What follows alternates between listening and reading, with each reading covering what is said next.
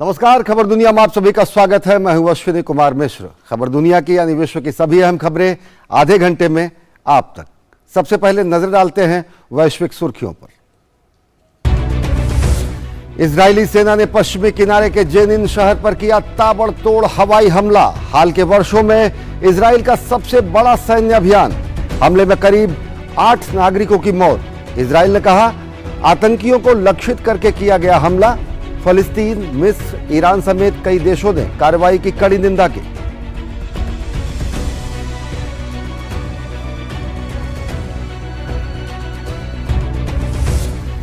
France में युवक की गोली से हुई मौत के बाद फैली हिंसा में आई थोड़ी कमी। राष्ट्रपति इमैनुअल मैक्रोन ने सड़कों पर बड़ी संख्या में पुलिस की मौजूदगी सुनिश्चित करने का दिया निर्देश। पेरिस समेत दूसरे शहरों में लोगों ने हिंसा के खिलाफ दर्ज कराया विरोध।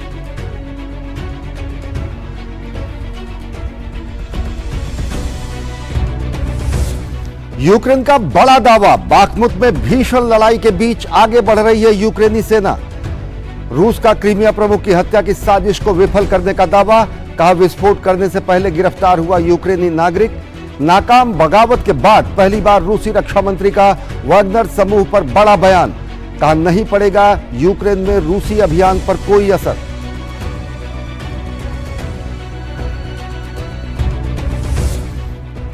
शंघाई सहयोग संगठन का 23वां शिखर सम्मेलन मंगलवार को होगा आयोजित। वर्चुअली सम्मेलन को प्रधानमंत्री नरेंद्र मोदी करेंगे संबोधित। प्रधानमंत्री नरेंद्र मोदी की अध्यक्षता में सम्मेलन का आयोजन। स्टार्टअप, नवाचार, पारंपरिक चिकित्सा पर रहेगा खास जोर।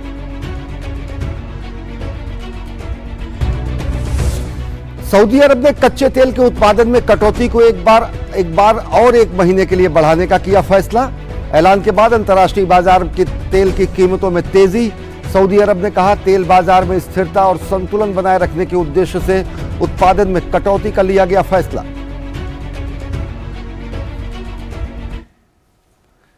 और सबसे पहले खबर एशिया महाद्वीप से।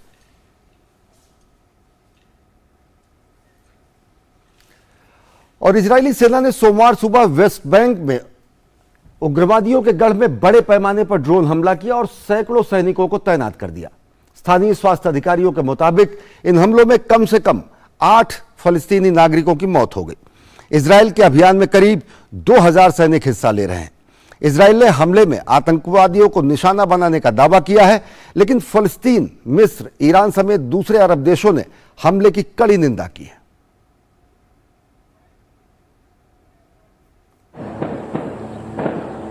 फिलिस्तीन का जेनिन शरणार्थी शिविर सोमवार को इजरायल की बड़ी कार्रवाई से दहल उठा। इजरायली सैनिकों ने वेस्ट बैंक में बड़े पैमाने पर ड्रोन हमले किए और इलाके में सैकड़ों सैनिकों को तैनात कर दिया। इस हमले में अब तक कई लोगों की मौत हो चुकी है और कई घायल भी हुए हैं। इजरायली सैनिक सोमवार की सुबह जेनिन शरणार्थी शिविर में घुसे और 1 साल से अधिक समय से चल रहे संघर्ष के दौरान इलाके में सबसे बड़ा अभियान चलाया।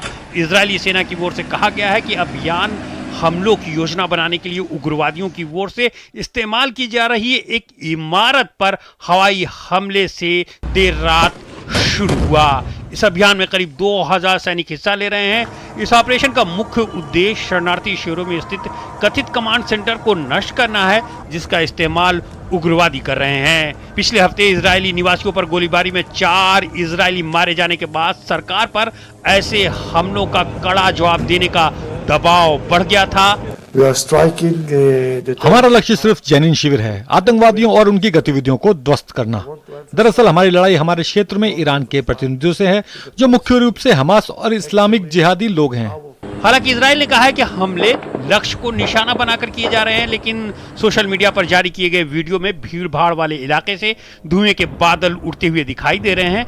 फिलिस्तीनी समाचार एजेंसी के अनुसार सेना ने शिविर की ओर जाने वाली सड़कों को बंद कर दिया है।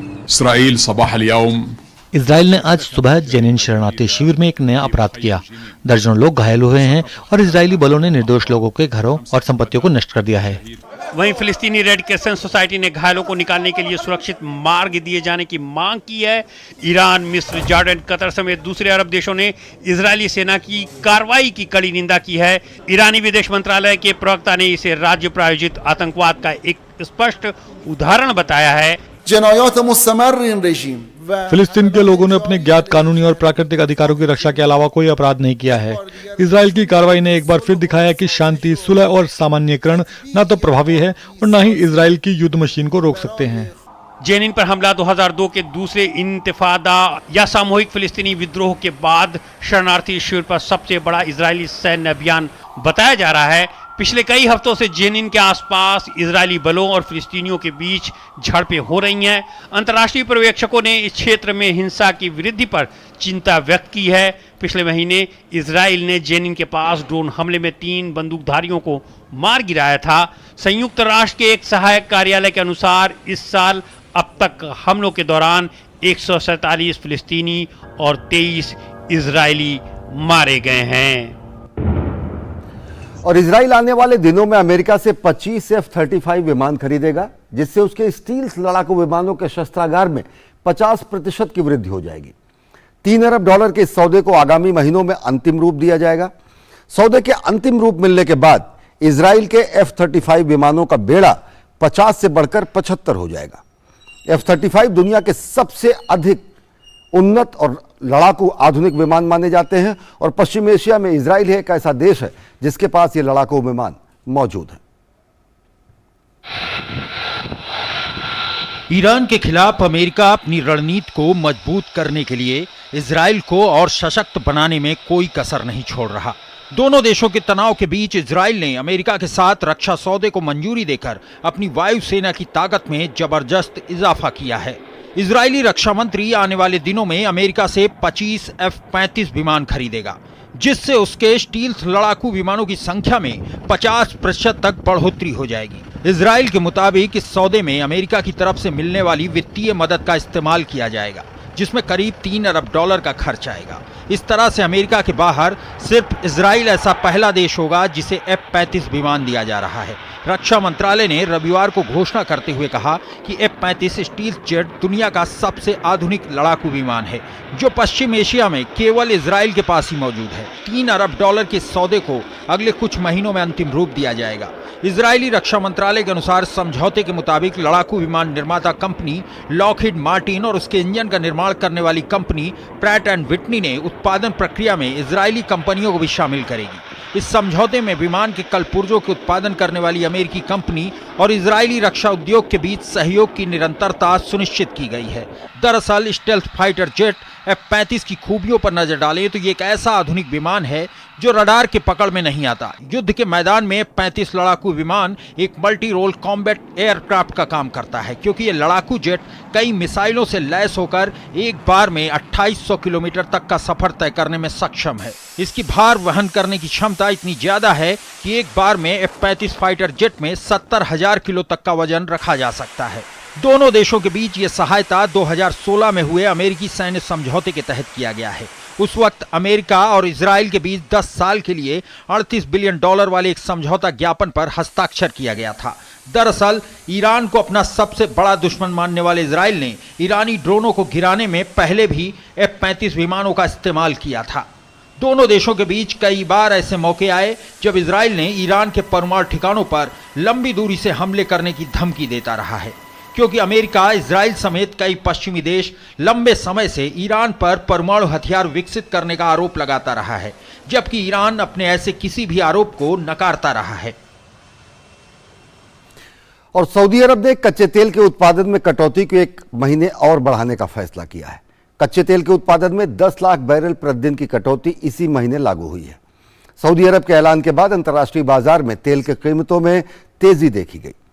सऊदी अरब के ऊर्जा मंत्रालय ने कहा कि स्वैच्छिक रूप से जारी 10 लाख बैरल प्रतिदिन की कटौती को अगस्त तक के लिए बढ़ाया जा रहा है। अगस्त में तेल का उत्पादन 90 लाख बैरल प्रतिदिन होगा। सऊदी अरब के ऊर्जा मंत्रालय के अनुसार यह कटौती अप्रैल 2023 में सरकार की ओर से की गई कटौती के ऐलान से अलग है। सऊदी अरब का कहना है कि ऑयल मार्केट में स्थिरता और संतुलन बनाए रखने के उद्देश्य से उत्पादन में कटौती का फैसला किया गया है। सऊदी अरब और रूस के फैसले के बाद अंतर्राष्ट्रीय बाजार में तेल की कीमतों में तेजी देखी गई। और प्रधानमंत्री नरेंद्र मोदी मंगलवार को डिजिटल माध्यम से शंघाई सहयोग संगठन की शिखर बैठक की मेजबानी करेंगे और इसमें चीन के राष्ट्रपति शी जिनपिंग, रूसी राष्ट्रपति व्लादिमीर पुतिन और पाकिस्तान के प्रधानमंत्री शहबाज शरीफ भी हिस्सा लेंगे। इस बैठक में क्षेत्रीय सुरक्षा की स्थिति, कारोबार और संपर्क बढ़ाने के उपायों पर चर्चा होगी। भारत की अध्यक्षता में शंघाई सहयोग संगठन की कुल 134 बैठकों और कार्यक्रमों का आयोजन सफलतापूर्वक हुआ है और इनमें कई नवीन क्षेत्रों में सहयोग की पहल भी हुई है। शंघाई सहयोग संगठन एससीओ का 23वां शिखर सम्मेलन मंगलवार को वीडियो कॉन्फ्रेंस के माध्यम से आयोजित किया जाएगा। सम्मेलन की अध्यक्षता प्रधानमंत्री नरेंद्र मोदी करेंगे। एससीओ एक प्रभावशाली आर्थिक और सुरक्षा संगठन है और महत्वपूर्ण अंतर्राष्ट्रीय संगठन के रूप में उभरा है। इसकी स्थापना 2001 में शंघाई में एक शिखर सम्मेलन में हुई थी, जिसमें रूस, चीन, किर्गिज गणराज्य, कजाकिस्तान, तजिकिस्तान और उज्बेकिस्तान के राष्ट्रपति शामिल थे। 2017 में भारत और पाकिस्तान इसके स्थायी सदस्य बने। A lot of many international summits in recent years have taken place in the virtual format. So taking all factors into account, and there's no single factor, it's a totality of various factors. We decided that the forthcoming summit of the SCO is best also done in the same manner, that is virtual. Preparations for the successful organizing and holding of this summit are underway, and we are confident that it will produce notable outcomes. It will be a success.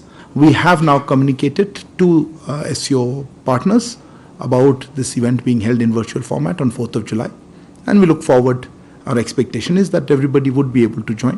चीन, रूस, Kazakhstan, Kyrgyzstan, Pakistan, Tajikistan और Uzbekistan को शिखर सम्मेलन में भाग लेने के लिए आमंत्रित किया गया है।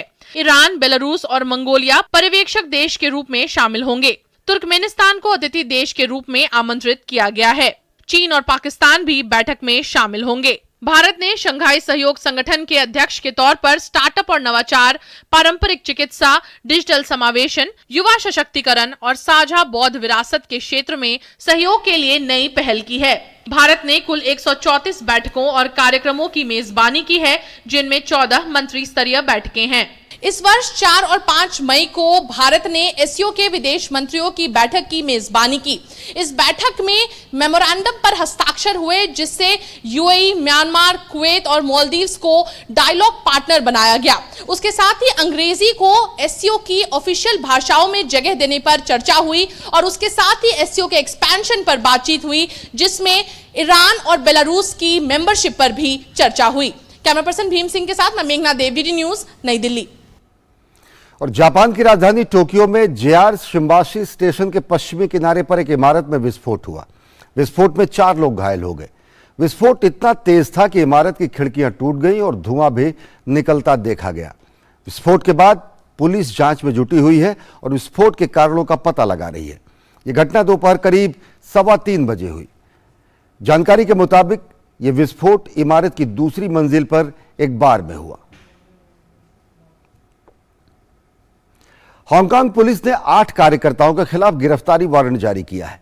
हांगकांग पुलिस ने सोमवार को 8 विदेश आधारित कार्यकर्ताओं पर विदेशी मिलीभगत और अलगाव के लिए उकसाने सहित गंभीर राष्ट्रीय सुरक्षा अपराधों के तहत मामला दर्ज किया है।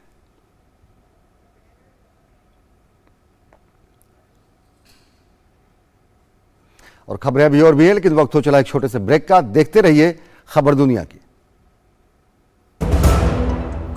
जन औषधि केंद्रों पर मिलने वाली दवाओं की कीमत बाजार में जो दवाएं मिलती हैं उसी क्वालिटी की, लेकिन जन औषधि केंद्र में 50% से 90% तक उसकी कीमत कम होती है।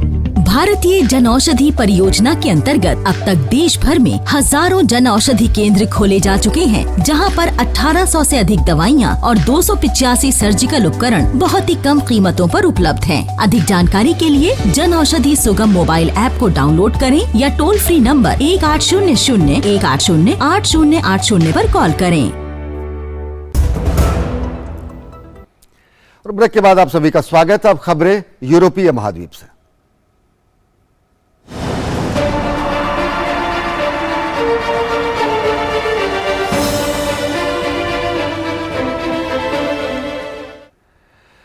फ्रांस में 17 साल के एक नवयुवक को गोली मारे जाने की घटना के 5वें दिन भी लगातार देश में हिंसा जारी रही, लेकिन हिंसा में थोड़ी कमी आई है।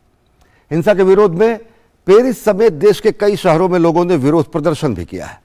हिंसा से निपटने के लिए 45,000 पुलिस अधिकारियों को तैनात किया गया है। फ्रांस के न्याय मंत्री ने दंगाइयों के खिलाफ कड़ी कार्रवाई की मांग की है।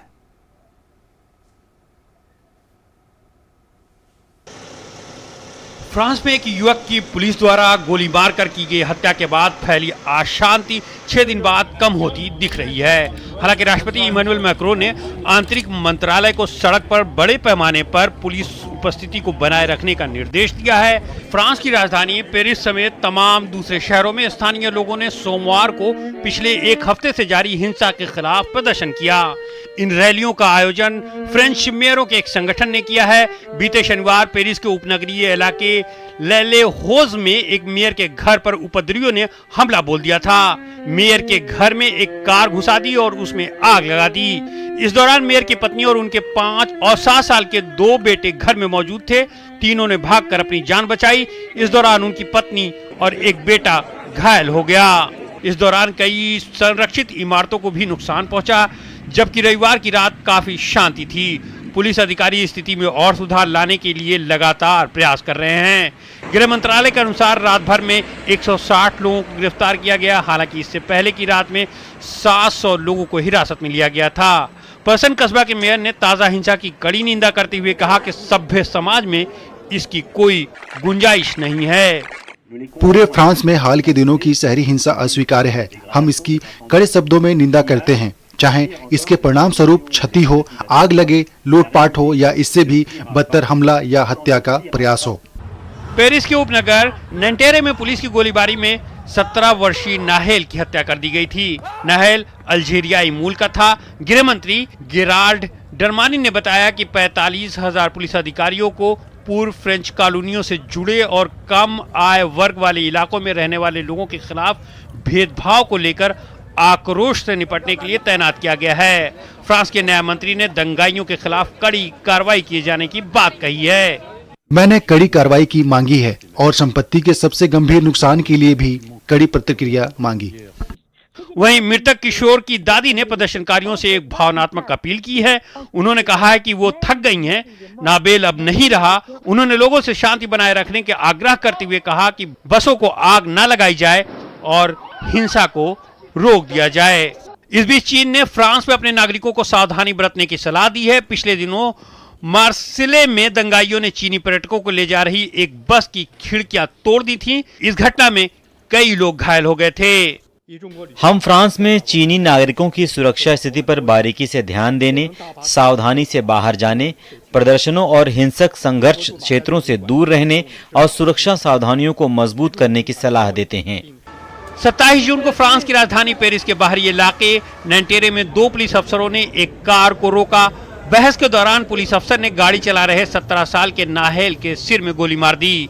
गोली लगने के बाद नाहेल की मौत हो गई थी। इसके बाद से देश में हिंसा भड़की, जो अब तक जारी है। फ्रांस में दंगों के चलते हिरासत में लिए गए ज्यादातर नाबालिग है। फ्रांस के गृह मंत्री गेराल्ड डरमानी ने बताया कि हिरासत में लिए गए 2000 से ज्यादा लोगों की औसत उम्र 17 साल है। हिंसा में 50 से ज्यादा सुरक्षाकर्मी घायल हुए हैं। दंगाइयों ने 26 पुलिस स्टेशन समेत 74 बिल्डिंग्स को नुकसान पहुंचाया है। सैकड़ों गाड़ियों को आग के हवाले कर दिया गया है। और अब बात रूस यूक्रेन संघर्ष की। पूर्वी यूक्रेन के डोनेट्स और बाखमुत में भीषण लड़ाई जारी है। यूक्रेन का दावा है कि यूक्रेनी सेना बाखमुत में भीषण लड़ाई के बीच आगे बढ़ रही है, लेकिन रूस का कहना है कि इस इलाके में रूसी सशस्त्र बलों ने 16 लिपर्ड टैंक, 15 विमान, 3 हेलीकॉप्टर और 920 बख्तरबंद गाड़ियों को नष्ट कर दिया है। रूस के रक्षा मंत्री शर्गेई शोइगु ने पहली बार वैगनर समूह को लेकर टिप्पणी की। उन्होंने कहा कि वैगनर लड़ाकों के युद्ध से पीछे हट जाने से रूस के अभियान पर कोई फर्क नहीं पड़ेगा। वहीं दूसरी ओर नाटो गठबंधन को धार देने के मकसद से अमेरिकी राष्ट्रपति जो बाइडेन 9 से 13 जुलाई तक यूरोप की यात्रा पर होंगे। भले ही वैगनर के लड़ाके यूक्रेन में युद्ध के मोर्चे से हट गए हों, लेकिन दोनों देशों के बीच जंग की तीव्रता में कोई कमी नहीं आई है, खासकर पूर्वी यूक्रेन के दोनेस्क और बखमुत में। हालांकि रूसी सैनिकों ने एक हफ्ते से अधिक दिनों की शांति के बाद कीव को एक बार फिर से ड्रोन से दहला दिया। हालांकि यूक्रेन ने इसमें से अधिकतर ड्रोन को मार गिराया, जिससे हमले में नागरिकों को नुकसान कम पहुंचा। रविवार को कीव पर ड्रोन हमले के बाद सोमवार को रूसी सैनिकों ने उत्तरी यूक्रेन के सूमी पर ड्रोन से निशाना साधा, जिससे एक व्यक्ति की मौत हो गई। यूक्रेन में रूसी कार्रवाई को लेकर रक्षा मंत्री सर्गेई शोइगु ने पहली बार वैगनर समूह को लेकर टिप्पणी की। उन्होंने कहा कि वैगनर लड़ाकों के युद्ध से पीछे हटने से रूस के अभियान पर कोई फर्क नहीं पड़ा है। शोइगु ने कहा कि विद्रोह का उद्देश्य रूस को अस्थिर करना था, लेकिन सैनिकों की वफादारी के कारण यह असफल रहा। रक्षा मंत्री ने कहा कि यूक्रेन सैन्य इकाइयां रूसी सैनिकों पर असफल हमले कर रही हैं, जबकि रूसी सशस्त्र बलों ने इस दौरान 16 लेपर्ड टैंक सहित 15 विमान, 3 हेलीकॉप्टर और 920 बख्तरबंद उपकरणों को नष्ट किया। वैगनर के विद्रोह का युद्ध के अग्रिम मोर्चे पर स्थिति में कोई असर नहीं पड़ा। मॉस्को को अस्थिर करने की योजनाएं मुख्य रूप से विफल रही, क्योंकि सशस्त्र बलों के कर्मी अपनी शपथ और अपने सैन्य कर्तव्य के प्रति वफादार थे। सैनिक साहसपूर्वक और निस्वार्थ भाव से उन्हें सौंपे गए कार्यों को पूरा करते रहे। इस बीच क्रेमलिन ने अपने रक्षा मंत्री के सुर में सुर मिलाते हुए 24 जून को वैगनर समूह के सशस्त्र विद्रोह के बाद भी रूस की खुफिया एजेंसी सहित सभी सरकारी सेवाएं और मंत्रालय पहले जैसे ही काम कर रही हैं। राष्ट्रपति ने इन कठिन दिनों के दौरान आसपास के विशेष सेवाओं और सशस्त्र बलों के उच्च स्तर पर एकीकरण की प्रशंसा की। उन्होंने उन सभी का आभार भी व्यक्त किया जो उस वक्त राष्ट्रपति के आसपास थे। उधर पूर्वी यूक्रेन के रूस समर्थित हिस्से में सितंबर में होने वाले चुनाव को टाला जा सकता है। राष्ट्रपति पुतिन के साथ हुई चुनाव आयोग की बैठक में रूस सहित पूर्वी यूक्रेन के अधिग्रहित हिस्से में क्षेत्रीय चुनाव पर निर्णय लिया जाना था, लेकिन पूर्वी यूक्रेन में चल रहे संघर्ष को देखते हुए इसे आगे बढ़ाए जाने की संभावना पर विचार किया जा रहा है। चूँकि स्थिति वास्तव में कठिन है, इसलिए कुछ भी हो सकता है। अगर संबंधित क्षेत्रों में अप्रत्याशित परिस्थितियां उत्पन्न होती हैं, कुछ क्षेत्रों में स्थिति नाटकीय रूप से बिगड़ सकती है। हम निवासियों के जीवन और स्वास्थ्य को खतरे में नहीं डाल सकते। हमें इन चुनावों को स्थगित करने का अधिकार है। उधर नाटो ने कहा है कि यूक्रेन में जारी जंग में हालांकि रूस के बलों को नुकसान हो रहा है, लेकिन इसका मतलब ये नहीं है कि उन्हें पटखनी दे दी गई है। नाटो ने शीत युद्ध के बाद संगठन की सैन्य योजनाओं में सबसे बड़ा फेरबदल पेश किया। नई योजना के तहत नाटो का लक्ष्य 30 दिन के अंदर 3 लाख सैनिकों को अपने पूर्वी हिस्से में जाने के लिए तैयार करना है। दरअसल नाटो गठबंधन को और धार देने के मकसद से अमेरिकी राष्ट्रपति जो बाइडेन 9 से 13 जुलाई तक यूरोप की यात्रा पर रहेंगे। इस दौरान बाइडेन 11 जुलाई को लिथुआनिया की भी यात्रा करेंगे, जहां नाटो सम्मेलन का आयोजन किया जा रहा है। तो खबर दुनिया के आज के अंक में फिलहाल इतना ही। देश और दुनिया की ताजा तरीन खबरों के लिए देखते रहिए डीडी न्यूज। मुझे और हमारी पूरी टीम को दीजिए अनुमति। नमस्कार।